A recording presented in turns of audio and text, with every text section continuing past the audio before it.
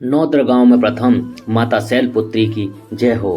प्रथम नवरात्रि की माँ शैलपुत्री माता की जय हो। नवरात्रि में पहले दिन पूजे जाने वाली माता शैलपुत्री की कथा इस प्रकार है। शैलपुत्री देवी दुर्गा के 9 रूप में सबसे पहले स्वरूप में जानी जाती हैं।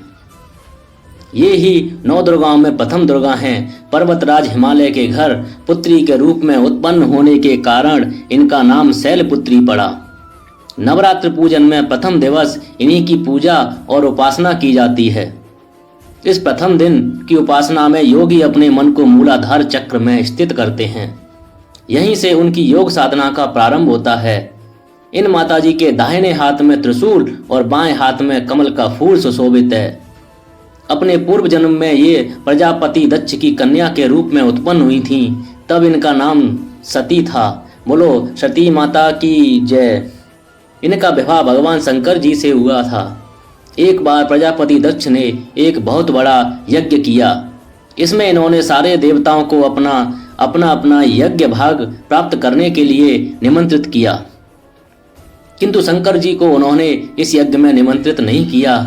सती ने जब सुना कि उनके पिता एक अत्यंत विशाल यज्ञ का अनुष्ठान कर रहे हैं, तब वहां जाने के लिए उनका मन विकल हो उठा।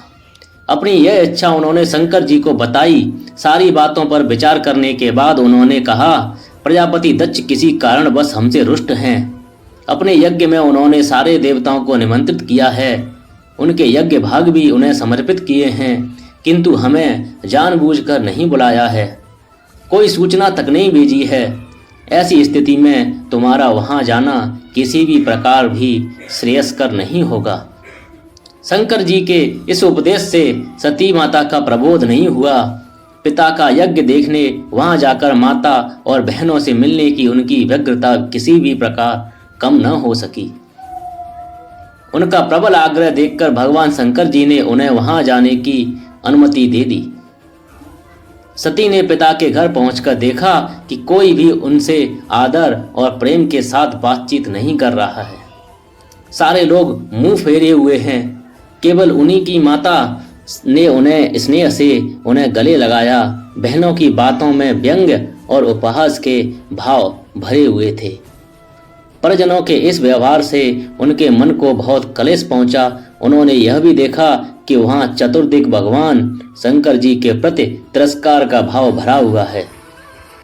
दक्ष के उनके प्रति अपमानजनक वचन भी कहे।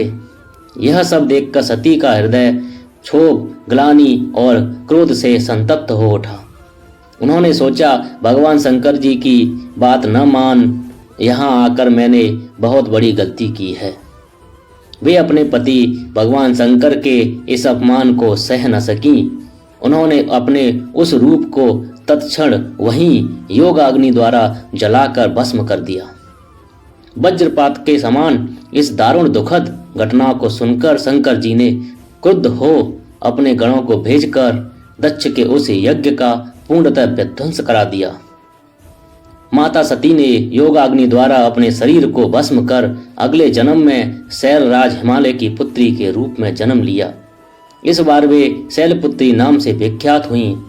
पार्वती, हेमवती भी उन्हीं के नाम हैं।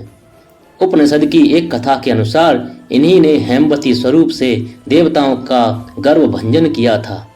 नवदुर्गाओं में प्रथम शैलपुत्री दुर्गा का महत्व और शक्तियां अनंत और अपार हैं। बोलो शैलपुत्री माता की जय। शैलपुत्री माता हमेशा आप पर कृपा बना के रखें। शैलपुत्री माता की कथा आपको अच्छी लगी, नवरात्रि प्रथम दिन की कथा आपको अच्छी लगी तो वीडियो को लाइक करें और चैनल को सब्सक्राइब करें और शेयर करें। धन्यवाद।